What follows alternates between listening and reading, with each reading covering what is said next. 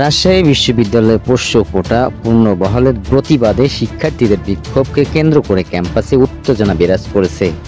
আজ শনিবার বিকেলে উপাচার্য ডক্টর মোহাম্মদ মঈনুদ্দিন ও প্রক্টর মাহবুবুর রহমান বিশ্ববিদ্যালয়ে জুবেরি ভবনের প্রবেশের চেষ্টা করলে বিক্ষোভকারীরা বাধা দেয়। এই সময় উভয় পক্ষের মধ্যে ধস্তাধস্তি ঘটনা ঘটে।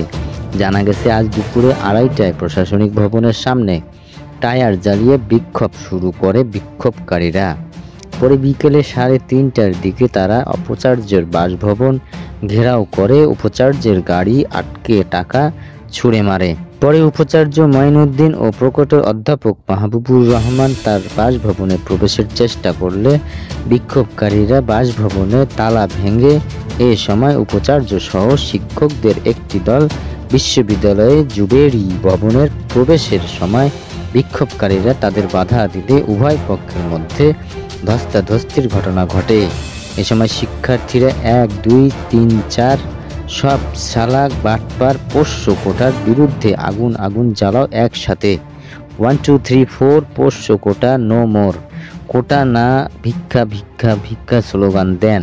আন্দোলনকারী ছাত্র সালাউদ্দিন আম্মার বলেন, আমি মার খেলেও আমার কারো উপর অভিযোগ নেই, কিন্তু পোষ্য কোটা নামেই কোনো বা অন্য নামেই হোক রাজশাহী বিশ্ববিদ্যালয়ে কোনো ধরনের পোষ্য কোটা চলবে না, প্রয়োজনে জীবন দেব।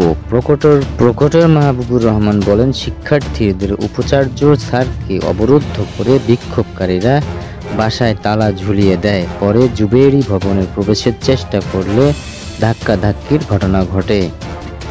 এর আগে আজ বিকেল থেকে বিশ্ববিদ্যালয়ে জোহা চত্বরে পোষ্য কোটা বাতিলে আমরণ অনশনে বসেন এক ছাত্র। পরে আরও 9 জন ছাত্র এই অনশনে যোগ দেন।